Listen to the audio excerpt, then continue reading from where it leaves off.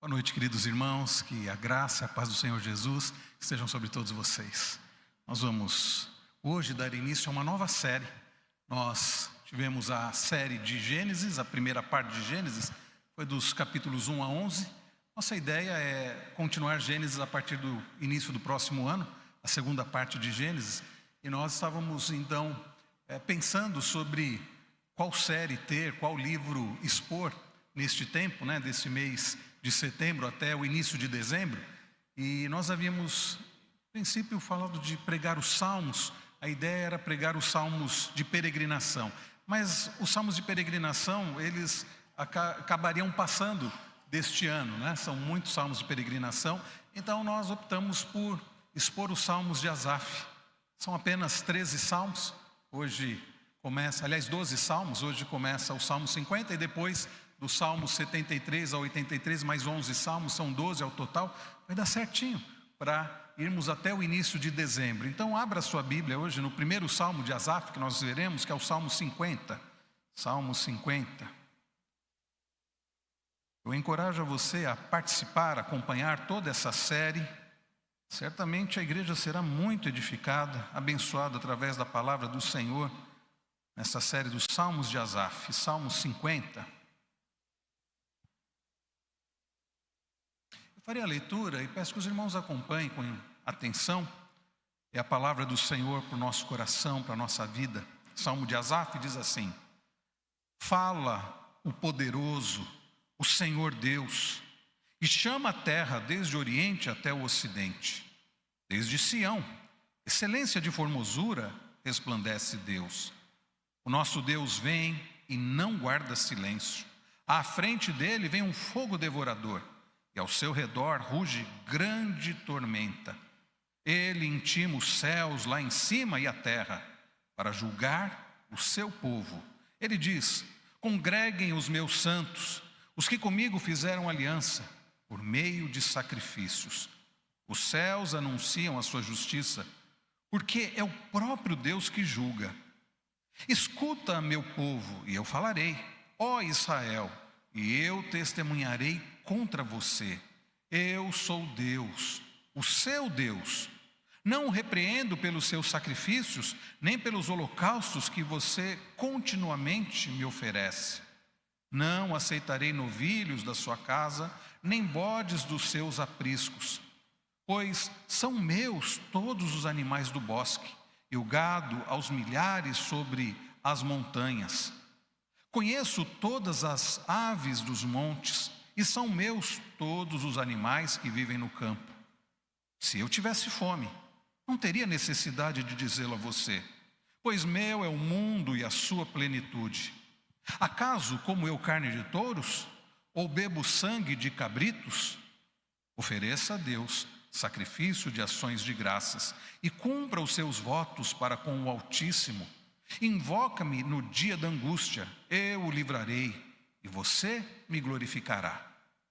Mas ao ímpio Deus diz: De que lhe serve repetir os meus preceitos e ter nos lábios a minha aliança, se você odeia a disciplina e rejeita as minhas palavras? Se vê um ladrão, você se torna amigo dele, e aos adúlteros você se associa. Abre a boca para o mal, e a sua língua trama enganos. Senta-se para falar contra o seu irmão e difama o filho de sua mãe. Você tem feito essas coisas e eu me calei. Você pensava que eu era igual a você, mas agora eu o repreenderei e porei tudo à sua vista. Considerem, pois, nisso, vocês que se esquecem de Deus, para que eu não os despedace sem haver quem os livre. Aquele que me oferece sacrifício de ações de graças, esse me glorificará. E ao que prepara o seu caminho, farei com que veja a salvação de Deus. Até aqui a palavra do Senhor. Vamos mais uma vez orar. Pai bendito, que o Senhor fale ao nosso coração, como cantamos ainda há pouco, que o Senhor abra os olhos do nosso coração, para podermos compreender as tuas santas instruções, para que o teu povo seja edificado, para que haja, ó Deus, crescimento espiritual, edificação, para que o teu povo seja abençoado nesta noite através da pregação da tua palavra. Ensina-nos, ó Deus, como devemos nos portar diante de Ti, como cultuar ao Senhor, como servir ao Senhor, porque amamos o Senhor e queremos servi-lo conforme a Tua vontade. Pedimos todas essas bênçãos no nome do nosso amado Senhor e Salvador, Jesus Cristo. Amém. Amém. É muito, irmãos, interessante porque, como eu disse, nós iríamos iniciar uma outra série e calhou de ser justamente os Salmos de Asaf, justamente o Salmo 50. Eu tenho tido a prática nesses últimos anos, quando sou convidado para pregar no aniversário de alguma igreja, eu geralmente vejo quantos anos estão fazendo aquela igreja, como foi aqui quando eu vim pregar, quando eu preguei aqui no aniversário da igreja, eu preguei no Salmo 91, e pregar justamente no Salmo de aniversário, ou seja, um número. E justamente hoje, quando eu completo 50 anos, Salmo 50, então não podia fugir da regra. Queridos, eu quero começar compartilhando uma experiência interessante, curiosa e até engraçada que eu passei no seminário. Não sei se eu já compartilhei com vocês aqui, certamente me lembro que na classe dos novos membros eu compartilhei. Certa feita, época do Dia dos Namorados, um colega que morava no mesmo apartamento, em que eu morava lá no seminário, ele comprou como presente de aniversário para a namorada dele um livro excelente, chamado Nossa Suficiência em Cristo. Livro do autor John MacArthur Jr., que faleceu recentemente.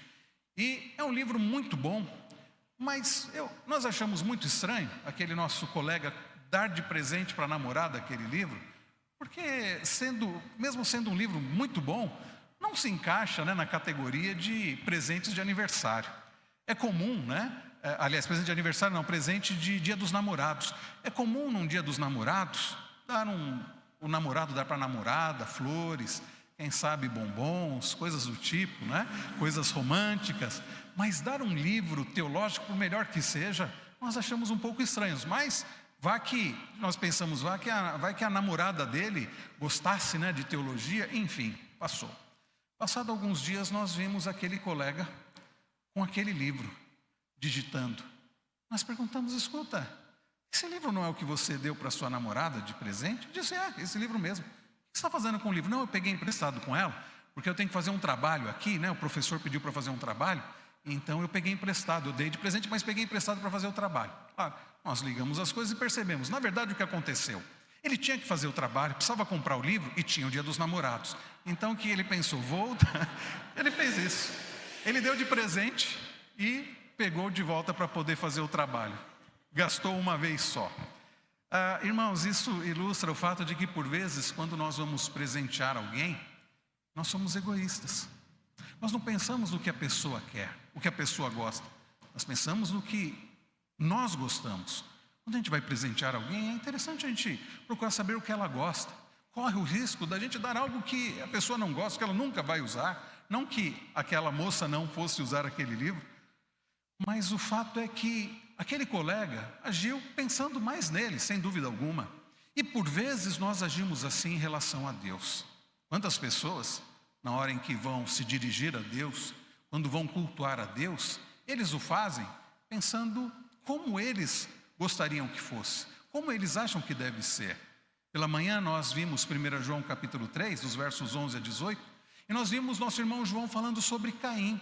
Caim, que era do maligno, que assassinou o seu irmão. Caim, como nós vimos na série de Gênesis recentemente no capítulo 4, Caim que ofereceu uma oferta ao Senhor não da forma como Deus desejava. Não conforme Abel, que ofereceu um sacrifício substitutivo, mas Caim que ofereceu algo segundo o coração dele, segundo ele achava que deveria fazer, e não de acordo com a vontade do Senhor.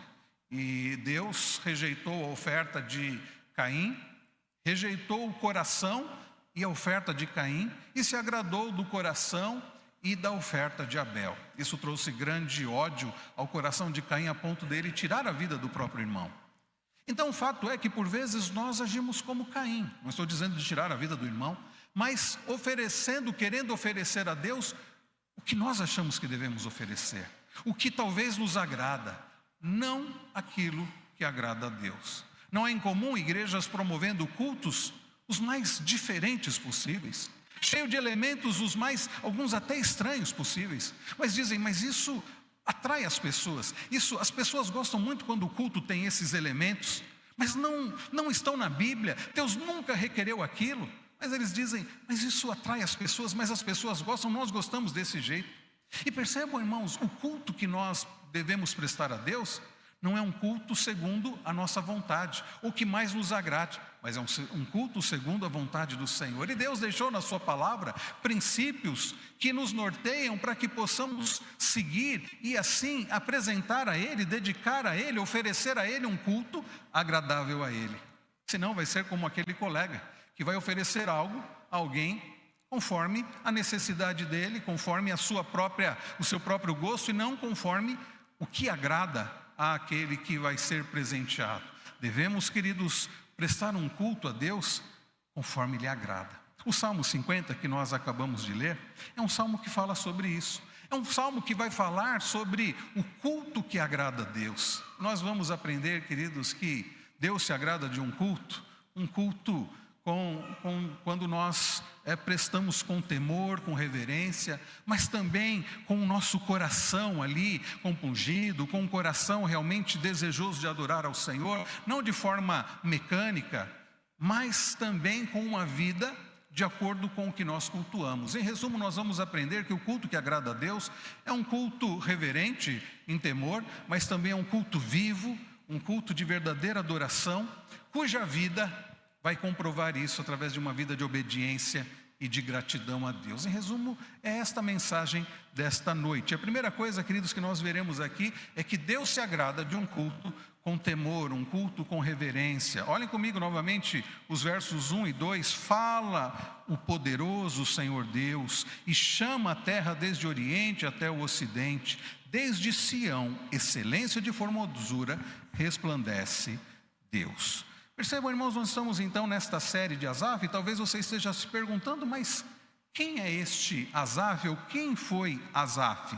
Eu quero trazer algumas informações aqui para os irmãos a respeito de Asaf. Então esse Salmo 50, conforme vocês podem ver no título, que não é o que está em negrito, o título original é o que está em itálico, parece assim, Salmo de Asaf. É o primeiro daquele que foi um dos principais músicos e cantores de Davi. Nós temos o nosso Asaf aqui, né, na igreja, e Davi tinha o seu Asaf também, o seu Asaf. Era um músico, era alguém que Davi colocou com a responsabilidade de cuidar da parte de música, da parte de adoração. Então ele era um dos principais músicos e cantores no reino de Davi. Nós veremos outros salmos de Asaf a partir do próximo domingo, dos 73 ao 83. E este é o primeiro, então, dos salmos. Curiosamente, esse salmo ficou no livro 2 do livro do Saltério, e no livro 1, e os outros salmos vão estar no livro 2 do Saltério. Forma um total, nós veremos, então, até o início de dezembro, 12 salmos de Asaf. São repletos que estão de proclamação dos juízos de Deus. Os salmos de Asaf são considerados como oráculos proféticos, tanto que o Salmo 50 é tido pelos estudiosos como um chamado hino profético, um hino profético. Muito bem, a palavra Asaf no hebraico significa literalmente coletor ou a ideia de recolhedor, portanto é aquele de quem Deus se apoderou. Ou poderíamos dizer, aquele que Deus recolheu ou ajuntou para si mesmo. Este é o significado do nome Asaf, né? Aquele que Deus recolheu para si mesmo. Ele era filho de Berequias, descendente direto de Levi. Se nós olharmos 1 Crônicas, capítulo 6, nós vamos ler sobre isso. Ele foi levita, ele foi salmista, ele também foi o profeta encarregado da música, do culto nos dias dos reis Davi e Salomão. Era gente grande. Quando a arca foi levada lá da casa de Obed-edom para Jerusalém, ao som de cânticos alegres, conforme harpas, liras e símbolos, está lá em 1 Crônicas 15:16, os líderes de adoração foram Asaf, Etan e Remã. Então Asaf tocava os símbolos, que eram instrumentos de percussão, ou seja, foi alguém que Deus usou grandemente nos reinados de Davi e Salomão. Alguém que compôs, alguém que cantou, alguém que tocou, alguém que foi um instrumento do Senhor e continua sendo, porque ainda que Asaf não esteja mais vivo, aliás, há muitos e muitos anos não esteja mais vivo, mas a sua obra, aquilo que Deus fez através dele, Deus deixou para nós e com certeza, irmãos, será grandemente edificante para as nossas vidas. Primeira coisa então que nós podemos verificar neste salmo, queridos, nesta dinâmica do culto, este salmo é iniciado com uma chamada. E não é uma chamada qualquer, não é uma chamada por qualquer um, mas uma vez, olha o que diz o texto: fala o poderoso, o Senhor. Aqui nestes versículos nós temos 3 nomes de Deus. A primeira palavra que aparece aqui, o primeiro nome de Deus, quando aparece poderoso, fala o poderoso, é o nome El, que pode ser traduzido como poderoso. Deus, ele não é um igual a nós, ele não é um ser humano, ele não é um igual a nós, ele não é um criado, ele não é alguém limitado, ele é poderoso. Aliás, ele é o Todo-Poderoso. Ele é o El Shaddai, ele é aquele que é o Elohim, ele é aquele que é altíssimo também, El Elyon. A Bíblia traz alguns nomes para podermos entender quem Deus é. Eu penso, queridos, que a nossa falta, às vezes, de reverência, de temor diante de Deus, e principalmente quando se cultua a Deus, é porque não entendemos quem Deus é. Muitos vão à igreja para prestar culto a um Deus que ainda eles não entenderam quem é. E é por isso que alguns vão à igreja como quem vai para um show, para quem vai para um momento de entretenimento, e fala qualquer coisa, e se porta de qualquer jeito. Mas quando nós entendemos quem é aquele a quem nós viemos adorar, irmãos, como isso faz toda a diferença. E aí nós vamos entender que nós não estamos nos reunindo para podermos ter para um show, para um entretenimento, para prestar culto a um igual a nós. Não, nós nos reunimos para prestar culto àquele que é poderoso. Aquele, meus irmãos, que está profundamente distante de nós em relação à sua glória, em relação à sua santidade, em relação à sua majestade. É o que nós, usando uma palavra emprestada da filosofia, é um Deus transcendente. Ele é um ser totalmente outro, como dizia o teólogo Karl Barth. Ele é alguém que não podemos nos igualar a ele, a começar porque ele não foi criado, ele é o criador de todas as coisas.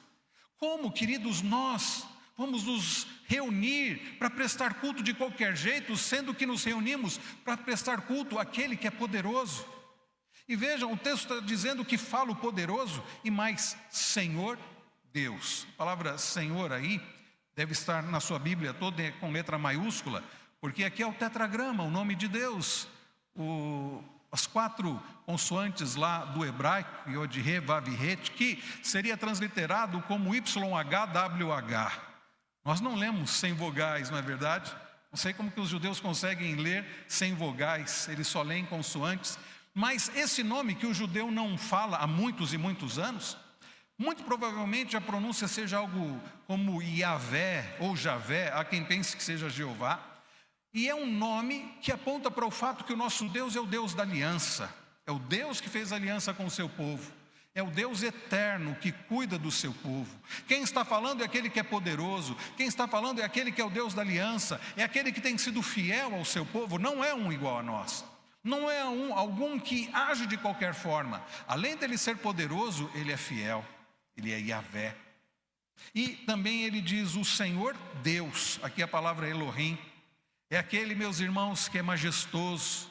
Elohim poderia ser traduzido por deuses. Mas por que é traduzido por Deus? Aqui é a ideia de um plural de majestade. O nosso Deus é um Deus majestoso. 3 nomes de Deus, logo nesta primeira linha. Quem está falando, então, é o Todo-Poderoso. É o Deus da aliança. É o Deus majestoso.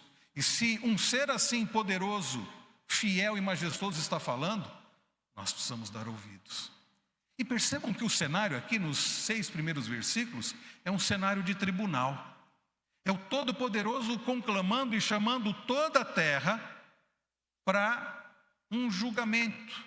Talvez uma tratativa, talvez a palavra julgamento seja muito forte, para uma tratativa, mas não com todo mundo. Ele está conclamando os céus e terra, todo mundo, para ouvir, mas ele vai tratar com o seu povo.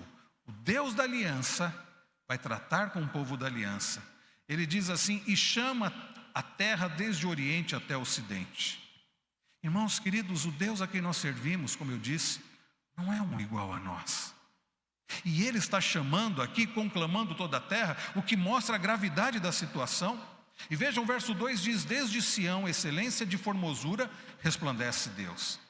Eu fico imaginando a cena, o Deus Todo-Poderoso chamando toda a terra como um juiz para um tribunal, e chamando, conclamando toda a terra para que toda a terra ouça o que ele vai tratar com o seu povo. Daí o salmista Asaf dizer no verso 3: o nosso Deus vem e não guarda silêncio. E Asaf vai falar então a respeito daquele que não é o Deus dos amorreus, dos heteus, dos ferezeus, dos cananeus, é o Deus de Israel, é o Deus da igreja, porque o Israel de Deus hoje é a igreja, é o nosso Deus. Então, por isso, queridos, nós precisamos dar ouvidos e precisamos entender a gravidade no sentido de importância, de seriedade, de temor no culto. Quando nós nos reunimos para adorar, nós não estamos nos reunindo, como eu disse, para adorar um qualquer, e não podemos fazer de qualquer jeito, porque é um ser extremamente poderoso, santo, perfeito, e que trata com bastante seriedade. Ele diz: o nosso Deus vem e não guarda silêncio. À frente dele, tentem imaginar a cena, à frente dele vem um fogo devorador, e ao seu redor ruge grande tormenta. Essa cena, meus irmãos, essa é apenas uma figura de linguagem, de forma poética, que o nosso irmão Asaf usa, mas para nós termos ideia da seriedade, da gravidade, do poder daquela situação. É como quando no Sinai nós cantamos ainda há pouco, né? A respeito disso, quando Deus, o primeiro hino faz referência a isso, né? Quando Deus se apresenta lá no Monte Sinai, foi algo terrível, foi algo assustador, porque Deus se apresenta com um fogo, com um estrondo, e então a glória do Senhor ali no cume do Sinai, e aquele monte estremecia, e o povo de longe não podia se aproximar, senão eles seriam mortos. Imaginem o Deus Todo-Poderoso, que não é um gatinho manso, mas é um ser poderoso e glorioso. Quando ele se manifesta no Sinai, ali em glória, em poder, quando ele vai dar a sua lei, né, a Moisés, foi algo, meus irmãos, uma imagem terrível. O som, o tremor de toda aquela terra ali deve ter sido algo impactante. Eu não fico imaginando o povo sorrindo, aplaudindo, brincando. O povo deve ter ficado estarrecido, o povo deve ter ficado com muito medo, porque o nosso Deus, queridos, Ele é um Deus glorioso, é um Deus amoroso, mas é um Deus que nós não devemos brincar com Ele. E esta ideia, à frente dele vem um fogo devorador, e ao seu redor ruge grande tormenta. E no verso 4, ele intima os céus lá em cima e a terra para julgar quem? Julgar o seu povo. Porque percebam, irmãos, ainda que Deus seja Deus sobre toda a terra, tenha poder sobre toda a terra, ainda que Ele seja o Criador de tudo e de todos, Deus, Ele trata com o seu povo. Porque o culto é prestado não pelos ímpios, não por aqueles que foram criados por Deus, mas não temem a Deus, não reconhecem a Deus. Ainda que toda a terra deva louvor ao Senhor, ainda que toda a terra deva adorar ao Senhor, quem se reúne para cultuar a Deus é o povo de Deus, é o povo da aliança. Por isso, irmãos, nessa noite, Deus não está tratando com os ímpios também, Deus está tratando conosco. O Senhor, através da sua palavra, está instruindo a nós, povo do Senhor, a nós, igreja do Senhor, como nós devemos adorá-lo. E a primeira coisa que nós aprendemos, que nós devemos adorar a Deus com reverência, devemos adorar a Deus com temor, devemos adorar a Deus com consciência de a quem nós estamos adorando, e não de qualquer jeito, não como adorando um qualquer, um igual a nós. O povo do Senhor, quando se reúne para adorar o Deus da aliança, está adorando um ser totalmente poderoso, totalmente santo, não igual a nós, mas um ser que, sendo Ele transcendente, é um Deus imanente, é um Deus que habita no meio do seu povo. O texto continua e Asaf vai dizer no verso de número 5, ele diz: congreguem os meus santos, os que comigo fizeram aliança por meio de sacrifícios. Vejam, ainda que Deus esteja conclamando toda a terra para ouvir, Ele está tratando com o seu povo. Congreguem os meus santos, diz aqui Asaf, é o povo que fez uma aliança comigo. E então no verso 6 ele diz: os céus anunciam a sua justiça, porque é o próprio Deus que julga. Então, queridos, nós precisamos nos achegar com espírito de reverência. Nós precisamos nos achegar diante do Senhor sabendo que Ele é o Todo-Poderoso. Nós precisamos nos achegar diante do Senhor lembrando que Ele é o Deus da aliança. Nós precisamos nos achegar diante do Senhor nos apresentando de forma reverente, de forma solene, de forma respeitosa, não de qualquer jeito. É por isso que eu defendo a tese de que nós precisamos nos preparar antes de prestarmos culto ao Senhor. Vir à igreja não é como quando você sai para ir à praia, não é como quando você sai para ir a um shopping, para um show, para um teatro, para um cinema. Não é como quando você sai para ir a uma festa ou mesmo a um restaurante. Vir à igreja é quando nós vamos prestar culto ao Deus Todo-Poderoso. E é por isso que nós precisamos preparar o nosso coração. E precisamos nos preparar para nos apresentar diante daquele que é todo-poderoso. Nós não estamos nos apresentando diante de qualquer autoridade, porque quem sabe falou, nós vamos nos apresentar diante do prefeito, diante do governador, diante do presidente, diante do rei. Nós nos apresentamos para prestar culto diante do Rei dos Reis, o Santo, o Todo-Poderoso. Por isso o culto do povo de Deus tem que ser um culto reverente. Aqui a ideia não é uma ideia simplesmente, e nós vamos aprender isso na nossa segunda lição, de que tenha que ser um culto então solene, um culto então triste, um culto como uma missa, um culto onde as pessoas não podem se mexer. Não é disso que a palavra está falando. Apresentar ao Senhor um culto reverente, com temor, não significa você agir de forma mecânica. Porque há muitas igrejas que, em nome de apresentar ao Senhor um culto solene, um culto reverente, as pessoas parecem robôs, parece que estão mortas. Então não é disso que o texto está falando. É por isso, queridos, que em segundo lugar, se em primeiro lugar nós aprendemos que devemos nos apresentar, prestar um culto com reverência, isso é o culto que agrada ao Senhor, o culto também tem que ser um culto, nos apresentarmos diante do Senhor com um coração ardente. Olhem comigo a partir do verso de número 7. Escute, meu povo, e eu falarei, ó Israel, e eu testemunharei contra você.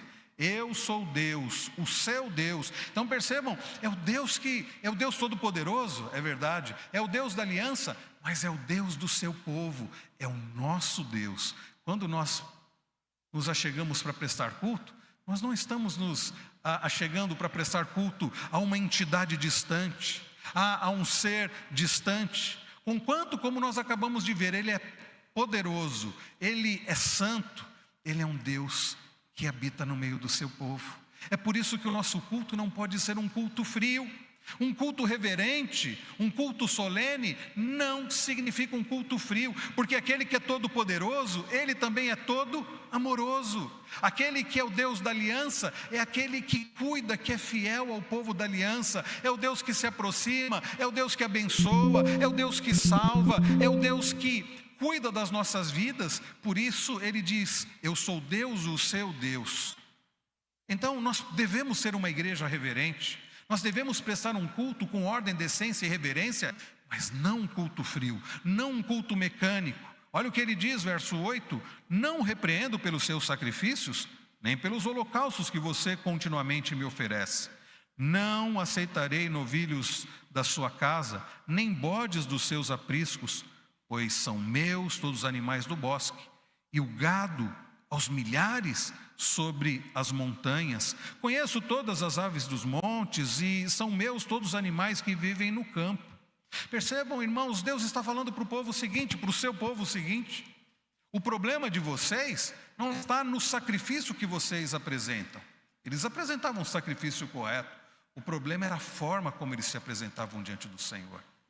Como se Deus dependesse deles, como se eles pudessem manipular a Deus. Nós oferecemos sacrifício, porque Deus precisa desse sacrifício, e agora nós podemos manipular a Deus. Estamos dando ao Senhor esses animais, essas ofertas, esse derramamento de sangue. Agora nos abençoe, porque nós estamos dando o que o Senhor precisa, agora o Senhor nos deu o que nós precisamos. Não é assim que se cultua a Deus. E Deus está dizendo o seguinte: eu não preciso de nada de vocês. Olha o que ele fala no verso de número 12. Se eu tivesse fome, não teria necessidade de dizê-lo a você, pois meu é o mundo e a sua plenitude. Acaso como eu carne de touros? Deus está dizendo, acaso esses animais que vocês oferecem para mim, é porque eu estou com fome, eu como esse tipo de coisa? Deus não precisa do nosso sacrifício. Deus não precisa, irmãos, desses dízimos e ofertas que nós entregamos aqui. Esses dízimos e ofertas não enriquecem a Deus. Deus não, Ele é dono de todo ouro, de toda prata. Os dízimos e ofertas que nós oferecemos e fazemos como atitude de adoração, nós o fazemos em reconhecimento do cuidado do Senhor, em gratidão pelo muito que Ele tem feito e para a obra do Senhor. Mas não pensem, queridos, que Deus dependa disso. Deus não depende de nós. Então o problema, novamente, não era o sacrifício que eles ofereciam, mas a forma como eles ofereciam. Olha o que ele diz nos versos 14 e 15: ofereça a Deus sacrifício de ações de graças e cumpra os seus votos para com o Altíssimo. Invoque-me no dia da angústia e eu o livrarei e você me glorificará. Eles se reuniam para adorar ao Senhor e eles faziam os sacrifícios que deveriam fazer, mas não com o coração grato, não com a intenção de adorar ao Senhor e na dependência do Senhor. Eles faziam como uma forma mecânica, uma forma fria e uma forma manipulativa. E eu fico pensando, quantas igrejas acabam agindo assim? Quantas pessoas acabam agindo assim? Cultuando a Deus, às vezes até com uma formalidade, até bonita, com palavras bonitas, com roupa bonita, com gestos bonitos, e ainda dando dízimos e ofertas, e Deus não aceitando nada disso, porque mais uma vez, o problema não é o nosso formalismo, o problema não são as nossas ofertas, o problema é o nosso coração. Quando nós não adoramos a Deus em espírito e em verdade. Você pode vir com a roupa mais bonita, você pode vir com atitudes bastante solenes, respeitosas, e aliás nós devemos ter atitudes solenes e respeitosas, mas se o seu coração não estiver voltado para adorar o Senhor, se você não adorar em espírito e em verdade, se você for fazer de uma forma simplesmente mecânica, formalista, como uma missa, e cantar sem refletir no que você está cantando, e adorar sem refletir, fazer de forma fria, Deus não irá aceitar a sua adoração. É por isso, irmãos, que nós entendemos que o culto deve ser com ordem e decência, mas não é errado a pessoa se emocionar. Não é errado você se emocionar. Você deve adorar a Deus. Eu vejo alguns irmãos que levantam as mãos. Eu vejo alguns irmãos que batem palmas. Eu tenho dificuldade por isso. Eu me atrapalho. E eu gosto até de, se eu for bater palma, eu não vou conseguir prestar atenção no que eu estou cantando. Mas eu não vou julgar o outro que... Então nós precisamos, irmãos, ter essa liberdade, mas uma liberdade que não atrapalhe o meu irmão, uma liberdade que não fuja à ordem e à decência, mas uma liberdade de um verdadeiro adorador. Então há pessoas, como eu disse, que levantam as mãos, há pessoas que se emocionam, há pessoas que ficam em pé, há pessoas que ficam sentadas. E quem diz que quem está sentado não está adorando? Quem diz que quem está em pé, ou até de joelhos, ou com as mãos levantadas está adorando? Porque a questão, meus irmãos, está no nosso coração. Então não venha ao culto como quem vem para cumprir um ritual. Eu me lembro de ouvir uma vez de um senhor, ele dizendo assim, foi antes da pandemia, nós tínhamos culto apenas à noite, na igreja em que eu pastoreava, mas ele nem era da igreja que eu pastoreava, era de uma congregação, e ele diz assim, eu acho que os cultos deviam ser igual nos Estados Unidos, na Europa, ele viajava muito. Lá os cultos são de manhã, então não tem à noite. Então é o seguinte, você vem de manhã, cumpre com a sua obrigação, aliás ele diz, você vem de manhã, cultua a Deus e está livre, Então está livre da sua obrigação. Eu fiquei ouvindo isso, aquele homem falando, como se o culto fosse algo pesado, fosse apenas uma obrigação religiosa.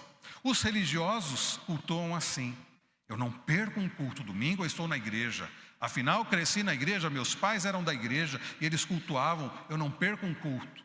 Mas ele vai apenas com formalismo, de forma mecânica, como um religioso. Os fariseus eram assim.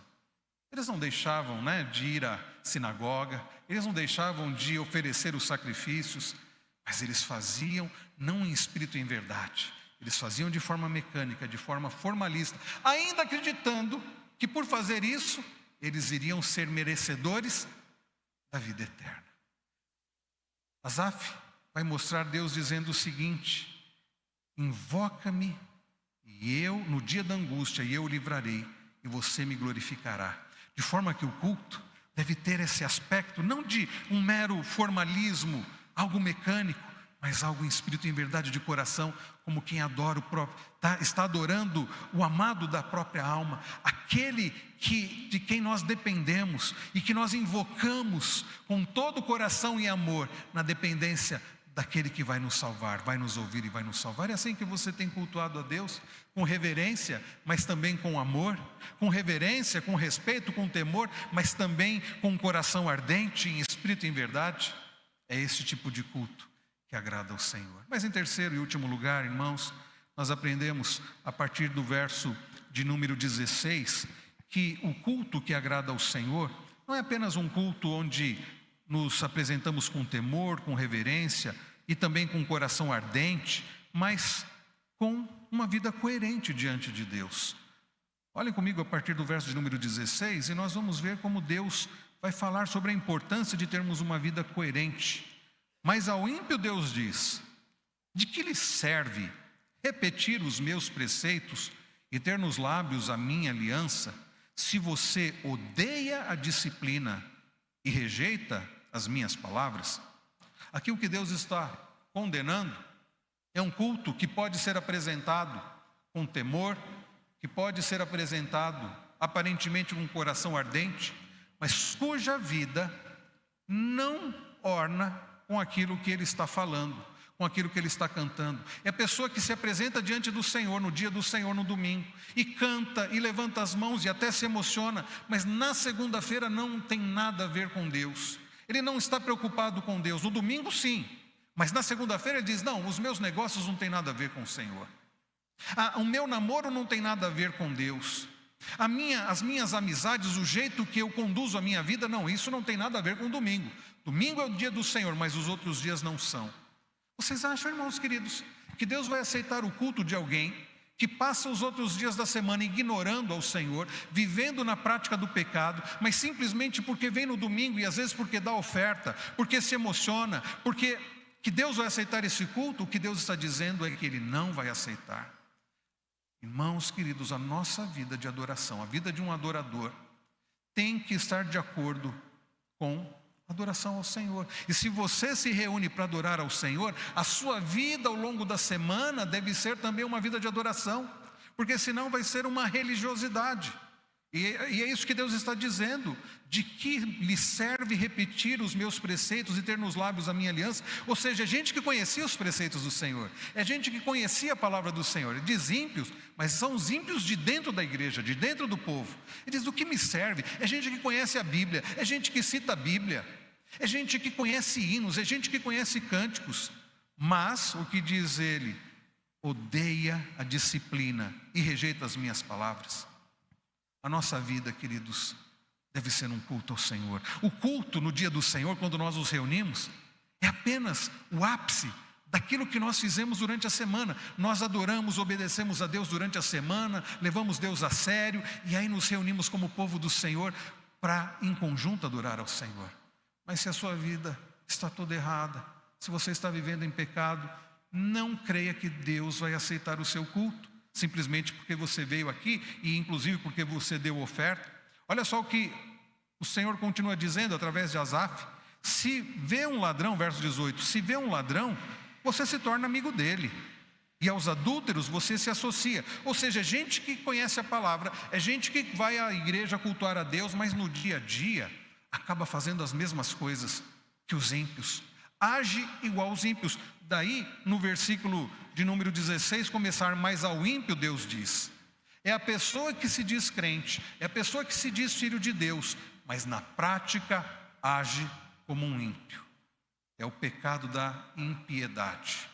Jerry Bridges trata disso no livro, Pecados Intocáveis, não é isso, pastor? Pecados Intocáveis. O pecado da impiedade é você viver como um ímpio. É no seu dia a dia você agir como se Deus não existisse. Não é assim que o ímpio vive. O ímpio considera Deus na hora de fazer os seus negócios, como ele conduz o seu casamento, como ele educa os seus filhos. Não, ele não considera Deus, ele considera o próprio coração. Se você que diz que é filho de Deus, um crente em Cristo Jesus, mas no seu dia a dia você não considera o Senhor, não considera a vontade do Senhor, não considera a palavra do Senhor, você está praticando o pecado da impiedade. E eu vou repetir: não adianta você vir aqui Achar que Deus está aceitando o seu culto, a sua adoração, se a sua vida não é uma adoração ao Senhor, um culto ao Senhor. O texto continua, e ele diz, verso de número 19: abre a boca para o mal, e a sua língua trama enganos. No domingo canta cânticos, hinos, recita textos, mas no dia a dia está difamando, está mentindo, está acusando falsamente. Então, acha que pode usar a boca, a língua, para no dia a dia usar para o mal, mas no domingo usar para adorar ao Senhor. Deus não aceita adoração de lábios impuros. Verso de número 21. Você tem feito essas coisas e eu me calei. Você pensava que eu era igual a você, mas agora eu o repreenderei e porei tudo à sua vista. Irmãos queridos, devemos nos preocupar com a vida coerente diante do nosso Deus. No culto, Asaf nos ensina, o adorador se preocupa com vida coerente diante de Deus. No entanto, o que você vê nos cultos é um povo cheio de falsidade. Lá em 1 Timóteo 2, versos 8 a 10, Paulo diz assim: quero, portanto, que em todo lugar de culto os homens orem com mãos santas levantadas, livres de ira e de controvérsias. Da mesma forma, quero que as mulheres tenham discrição em sua aparência, que usem roupas decentes e apropriadas, sem chamar a atenção pelas maneiras como arrumam o cabelo, ou por usarem ouro, pérolas ou roupas caras, pois as mulheres que afirmam ser devotas a Deus devem se embelezar com as boas obras que praticam. O que é isso, irmão, senão um povo que no culto parecem santos, mas fora resolvem viver de qualquer jeito, ignorando a Deus, servindo a si mesmas. Nós aprendemos, queridos, nesta noite que o culto que agrada a Deus é um culto que é prestado com reverência, com temor. Nós não estamos cultuando um igual a nós, é o Todo-Poderoso, é o Santo, é o Deus da aliança. Nós aprendemos que o culto que agrada a Deus, ele não é um culto formal, mecânico, frio, vazio. Tem que ser com um coração de fato ardente, em espírito e em verdade. E nós aprendemos que um culto que agrada a Deus deve ter uma vida, o adorador deve ter uma vida condizente com a sua adoração. Alguém que, ainda que não tenha uma vida perfeita, e nenhum de nós tem, mas alguém que considera Deus, que no seu dia a dia considera a vontade do Senhor, que adora o Senhor no seu dia a dia e que se reúne com os irmãos no domingo, no dia do Senhor, para adorar ao Senhor. E percebam que Asaf vai terminar o salmo com uma aplicação, e uma aplicação muito séria, mas ao mesmo tempo que nos traz muita esperança. A primeira parte é bastante séria e que devemos considerar com temor. Olha o que ele diz, verso 22. Considerem, pois, nisto, vocês que se esquecem de Deus, para que eu não os despedace, sem haver quem os livre. É muito sério isso. Porque se qualquer outro tentar nos destruir, qualquer outro, inclusive Satanás, nós temos a Deus para nos livrar e guardar. Mas e se Deus quiser nos destruir? Quem é que vai nos defender do Todo-Poderoso? Quem vai nos livrar da mão daquele que é Todo-Poderoso? Nós não podemos brincar com Deus. Essa é uma mensagem forte, é uma mensagem bastante forte, mas é uma mensagem que visa nos confrontar, não para nos entristecermos e sairmos desanimados daqui, mas para buscarmos ao Senhor, dizer: Senhor, ajuda-me para que eu seja um verdadeiro adorador, ajuda-me para que eu possa adorar ao Senhor com temor, que eu seja um adorador também com um coração ardente, eu adoro em espírito e em verdade, e que a minha vida seja uma vida de adoração. Porque o texto não termina falando da destruição. Olha como o texto termina, verso 23. Aquele que me oferece sacrifício de ações de graças, esse me glorificará, e ao que prepara o seu caminho, farei com que veja a salvação de Deus. Os versos então 22 e 23 são um resumo de tudo e a essência do salmo. Ao despedir-se do culto, o adorador sai com disposição, é dupla: manter seu coração ardente para Deus e a vida coerente diante de Deus. Despede-se do culto com disposição, coração ardente e vida coerente. Irmãos queridos, a palavra do Senhor não é para nos desanimar, mas é para nos corrigir e nos animar a vivermos uma vida de verdadeira adoração.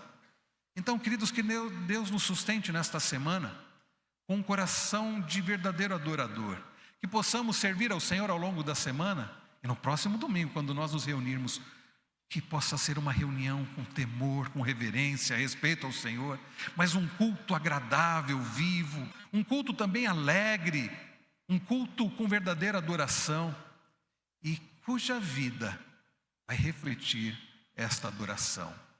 Deus, Ele não rejeita o verdadeiro adorador. Ele não rejeitou a vida de Abel e nem a oferta de Abel. Ele rejeitou o coração, a vida de Caim, a oferta de Caim. Mas que o Senhor nos abençoe, para que sejamos não como Caim, mas como Abel, verdadeiros adoradores que adoram ao Senhor em espírito e em verdade.